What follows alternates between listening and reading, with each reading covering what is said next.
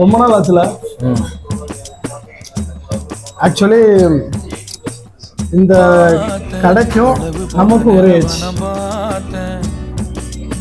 2021 start பண்ண கடை. 2001. ஆமா மாத்தி போட்டேன் சாரி. 2001 ஆரம்பிச்ச கடை. இதே மாஸ்டர் அதே கடை செட்டப்பு. அப்பயும் ஜிபே கிடையாது, இப்பயும் ஜிபே கிடையாது.